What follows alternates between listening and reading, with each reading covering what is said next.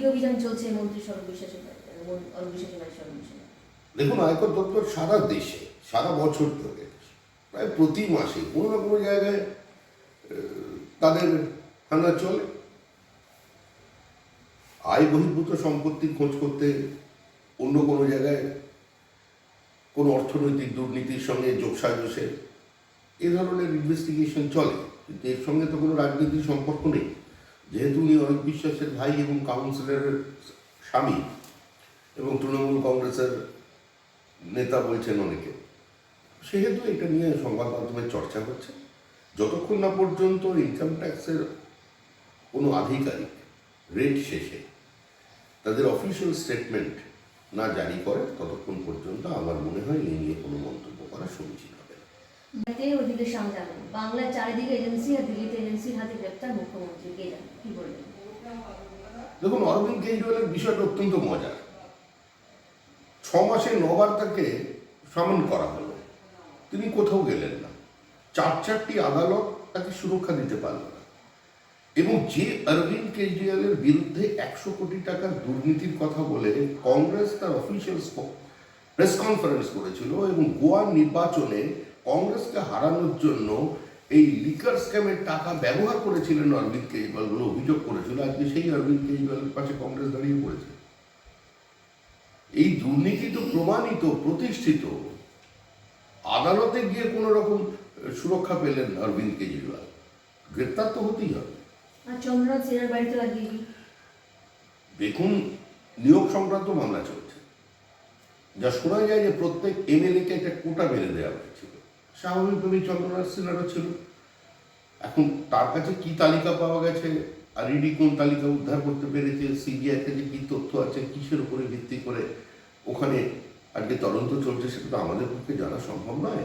আমরা মনে করি এই দুর্নীতিটা ছিল তৃণমূলের অনুমোদিত দুর্নীতি এবং পাহাড় থেকে সাগর পর্যন্ত সবাই এই দুর্নীতিতে কম বেশি যুক্ত ছিলেন। আজকে চন্দ্রনাথ সিনহার বাড়িতে তদন্ত চলছে, রেড হচ্ছে, কিন্তু প্রকৃত অপরাধীরা কবে ধরা পড়বে? এরা তো সব 5%, 10%-এর এজেন্ট। কিংপিন হিসেবে বর্ণনা করেছে। গোয়ার ভোটে এই আবগারি দুর্নীতির টাকা কেটেছে, তারপর পাঞ্জাবের ভোটেও এই টাকা খাটানো হয়েছে বলে এগুলো বলা হয়েছে এজেন্সি। কি বলবেন? দেখুন, এগুলো তো কংগ্রেসের অভিযোগ ছিল, কংগ্রেসের কথাই তো এখন এজেন্সি বলছে। এই অভিযোগ তো কংগ্রেস তার অফিসিয়াল প্রেস কনফারেন্সে কেজরিওয়ালের বিরুদ্ধে করেছিল। এত বড় একটা দুর্নীতি সংগঠিত হলো, দপ্তরের শীর্ষ আধিকারিক এই এক্সাইজ পলিসিকে অ্যাডপ্ট করবার বিরোধিতা করেছিলেন। তারপরে সম্পূর্ণ ভিন্ন মেরুতে হেঁটে কেজরিওয়াল এটাকে ইন্ট্রোডিউস করলেন এবং তারপরে সেটাকে আবার উইথড্র করলেন। সিএজি যেখানে বলছে এই পলিসির কারণে দিল্লির রাজ্য সরকারের এক্সচেকারে 2000 কোটি টাকার বেশি ক্ষতি হয়েছে, এবং যেখানে সুপ্রিম কোর্ট বলেছে যে 338 কোটি টাকার ট্রেল হয়েছে, এটা সুপ্রিম কোর্টের বক্তব্য, এবং প্রত্যেকটি কোর্টে আজকে এই দুর্নীতিকে প্রতিষ্ঠা দেওয়া হয়েছে। সুতরাং এটা এখন কেজরিওয়াল গ্রেপ্তার হয়েছে, সমস্ত দুর্নীতির যারা ঠিকাদার আছেন তারা এখন এক জায়গায়। এখন সবাই চাইছে যে রাজনৈতিক নেতারা আইনের ঊর্ধ্বে থাকবেন, তাদের সংগঠিত লুটকে একটা আইনগত বৈধতা দিতে হবে। এইটা নিয়ে এবারের ইন্ডিয়া জোটের একটা আন্দোলন ছিল। একসময় তিনি দুর্নীতির বিরুদ্ধে লড়াই করেছেন, এবার তিনি দুর্নীতির দায়ে গ্রেপ্তার হয়েছেন, মানে আর বলা হচ্ছে এজেন্সির তরফে যে মূল ষড়যন্ত্রী তিনি। মূল ষড়যন্ত্র তিনি। মনীষ সিসোদিয়া মুখ্যমন্ত্রীর অনুমতি ছাড়া, অনুমোদন ছাড়া এই কাজ করতে পেরেছিল, এই কথা খুব বিশ্বাস করবে? 2013 সালে এই অরবিন্দ কেজরিওয়াল বলেছিলেন যে চোরেরা কবে জেলে যাবে। কাদের নাম করেছিলেন? সোনিয়া গান্ধী, ডক্টর মনমোহন সিং, প্রণব মুখার্জি, লালু প্রসাদ যাদব, এবং সবচেয়ে বড় চোর বলেছিলেন রবার্ট বাড্রাকে। সেই কংগ্রেস আজকে তার পাশে। তার গুরু আন্না হাজারে, যার আন্দোলন থেকে তিনি উঠে এসেছিলেন, তিনি বলেছিলেন যে সমস্ত রাজনীতিবিদরা চোর, একটা কারাপ্ট সিস্টেম চালাচ্ছে ভারতবর্ষে। সেটাকে পরিষ্কার করবার জন্য তার রাজনীতিতে আগমন, সেজন্য উনি ঝাঁটা বেছে নিয়েছিলেন। আজকে পরিস্থিতি কি? আন্না হাজারেও তাকে ছেড়ে চলে গেছেন, কারণ আন্না হাজারে অনেকদিন আগেই ওকে চিনে ফেলেছিলেন। এবার ওর বিদায়ের সময়। বলছি, 3 বিজেপি কর্মী খুনের মামলায় পুলিশের ভূমিকায় ক্ষুব্ধ বিচারপতি, বলেছে চার্জশিট থেকে কেন বাদ গেল শাহজাহান নাম। আর পুলিশ বলছে সাক্ষীরা বিশ্বাসযোগ্য ছিল না, তাই বাদ দেওয়া হয়েছে। আপনি সিদ্ধান্ত নিয়ে নিলেন যে সাক্ষীরা বিশ্বাসযোগ্য না, এটা বিচারপতি প্রশ্ন করছে পুলিশকে। মানে বলছে পুলিশ সাক্ষীরা বিশ্বাসযোগ্য ছিল না, তাই বাদ দেওয়া হয়েছে। পুলিশ বলেছে শাহজাহানের নাম কেন বাদ দেওয়া হয়েছে, সাক্ষীরা বলেছে। সেটা কি বলবেন কোর্টে? দেখুন, ওই 3 জন খুনের মামলার মধ্যে দেবদাস মণ্ডলের দেহ এখন পর্যন্ত উদ্ধার করা যায়নি।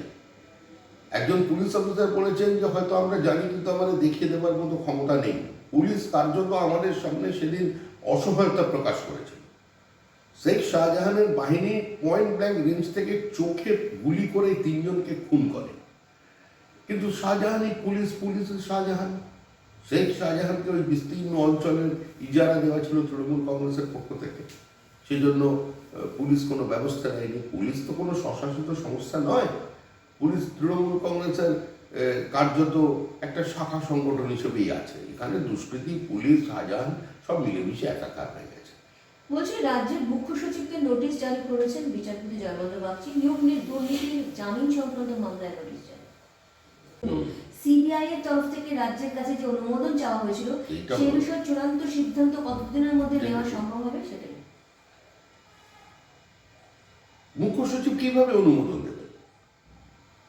তৃণমূল কংগ্রেসের এজেন্ডা, তৃণমূল কংগ্রেসের কর্মসূচি ছিল প্রাতিষ্ঠানিক লুট। নিয়োগ দুর্নীতি তো তৃণমূল অনুমোদিত, তৃণমূলের কর্মসূচি। তো সেটাকে বাস্তবায়িত করতে গিয়ে যে অফিসাররা পার্টিসিপেট করেছেন তারা তো তৃণমূলেরই কাজ করেছেন। আর এটা তো পশ্চিমবঙ্গ রাজ্য সরকার নয়, তৃণমূল কংগ্রেস সরকার। সেই সরকারের মুখ্য সচিব কি করে অনুমোদন দেবেন? তিনি তো কোনো মঙ্গল গ্রহ থেকে উড়ে আসেননি। ফলে সরকার যেটা চেয়েছে তিনি তার ভূমিকা পালন করেছেন।